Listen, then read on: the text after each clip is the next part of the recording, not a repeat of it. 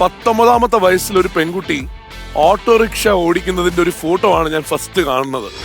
അല്ലേ അലീഷ? 19 ഇയേഴ്സില് 18ാമത്തെ വയസ്സ്. ഈ വർഷം ആവുള്ളൂ 19. ആണോ? അതെങ്ങനെയാണ് അലീഷ? എന്താണ് അതിന്റെ കാരണവും ഒന്ന് കഥ പറയാമോ? എന്താണ് അതിലോട്ട് എത്തിച്ചത്? അതെന്ന് വെച്ചാൽ ഞങ്ങൾ ഓട്ടോ ഓടിക്കാൻ വേണ്ടി എല്ലാവരും മെയിൻ ആയിട്ട് ഓട്ടോ എടുത്തിരുന്നത്.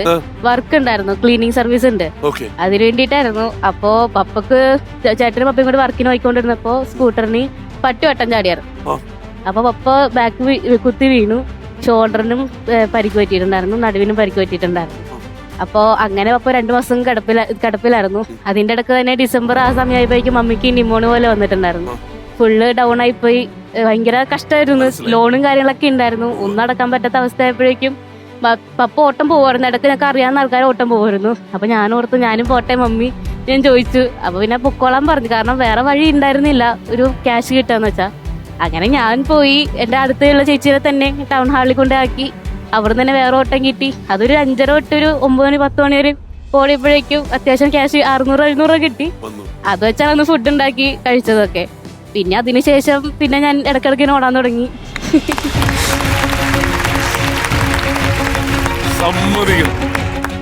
സാധാരണ എപ്പോഴും അങ്ങനെ ഒരു പ്രശ്നമുണ്ടല്ലോ, അമ്മമാര് പറയല്ലോ, നീ അങ്ങനെ പോകുന്നു വേണ്ട, ഓട്ടോറിക്ഷ പ്രത്യേകിച്ചും ഓട്ടോറിക്ഷ ഓടിക്കാനൊന്നും പെൺകുട്ടികൾ പോകണ്ട എന്നായിരിക്കുമല്ലോ പറയണത്. പക്ഷെ അവിടെ നിന്ന് അത് അങ്ങനെ ഞാൻ പറഞ്ഞിട്ടുണ്ട്, നമ്മൾ എന്ത് വർക്ക് ചെയ്താലും അതിനൊരു നാണക്കേടാ നോക്കണ്ട. നമ്മുടെ കയ്യിൽ പൈസ നമ്മൾ ആരോടും ചോദിക്കണേക്കാളും പകരം നമ്മൾ വേറെ എടുത്ത് ജോലി എടുത്ത് നമ്മൾ പൈസ ഉണ്ടാക്കണം. അപ്പൊ ഇനി നമുക്ക് കുറെ സമ്മാനങ്ങളുമായിട്ട് ഇവിടെ നിന്ന് പോകേണ്ടതുണ്ട്. അതിനുവേണ്ടി എതിരാളികൾ വരുന്നുണ്ട് ഇവിടെ. അറിയാം, അവര് നിങ്ങൾ തോൽപ്പിക്കാൻ ശ്രമിക്കും കേട്ടോ. നിങ്ങൾക്ക് എതിരാളികളായിട്ട് വരുന്നത് റിയൽ ലൈഫിലും ഉള്ള ഒരു അമ്മയും മകനുമാണ്. നമുക്ക് റാണി ജോയ് പീറ്ററേയും റിത്തിൻ ജോയിനെയും ഇങ്ങോട്ട് സ്വാഗതം ചെയ്യാം. റിത്തിൻ ജോയ് ആൻഡ് റാണി ജോയ് പീറ്റർ. പാട്ടാണ് പ്രധാനമായിട്ടും അല്ലേ? നിങ്ങൾ രണ്ടുപേരും കൂടി ഒരുമിച്ചിരുന്ന് പല രീതിയിലുള്ള പാട്ടുകൾ പാടുന്നു എന്നുള്ളതാണ് അല്ലേ മെയിൻ ആയിട്ടുള്ളത്? അമ്മയും മകനും കൂടി. അമ്മയാണോ മകനെ പാട്ടിലോട്ട് എത്തിച്ചത്? അത് ഞങ്ങള് ഫാമിലി മൊത്തം പാട്ടുകാരാണ്. ശരി. അതെ, ഇവന് ഒരു ഏട്ടനുണ്ട്, അവനും പാടും. ഓ ശരി. ഹസ്ബൻഡ് പാടുമായിരുന്നു, ഇപ്പൊ ഇല്ല. അദ്ദേഹം ജോയ് പീറ്റർ എന്ന പേര്. അദ്ദേഹം പോയി. അപ്പൊ ഞങ്ങളിങ്ങനെ എന്താ പറയാ, മോനും ജോലിയുണ്ട്, അതിനിടയിൽ കൂടെ നമ്മൾ റീൽസിൽ ഇങ്ങനെ പാട്ടും കാര്യങ്ങളും ഒക്കെ. പ്രൊഫഷണൽ സിംഗറാണ് ഞാൻ.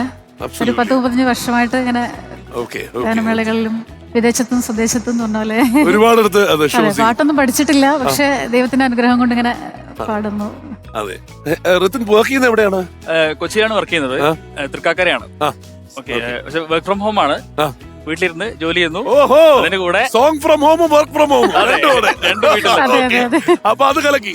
രണ്ടുപേരെ നമുക്ക് തുടങ്ങുന്നതിന് മുമ്പ് ഒരു പാട്ട് കേട്ടിട്ട് പോവാം. അതല്ലേ എന്റെ രസം. അപ്പോഴല്ലേ എന്റെ ഒരു ഫീൽ കിട്ടുള്ളൂ അല്ലേ? അവരുടെ ഒരു പാട്ട് കേട്ടിട്ട് പോവാം. ഞാനോരാവോ ഇരുളു നീന്തി വന്നു, ആരും കാണാതകലെ കാത്തു നിന്നു, ഒരു കാറ്റായി മഴയായി കിളിവാതിലിൽ വന്നു, ചാരേ നിന്നെ കൺപാർക്കുവാൻ. കണ്ണനേ കരിമുകിലംബരനേ മധുരാമൃത മുരളീധര നീലാംബുജ നയനനേ. ഞാനോരാവോ ഇരുളു നീന്തി വന്നു,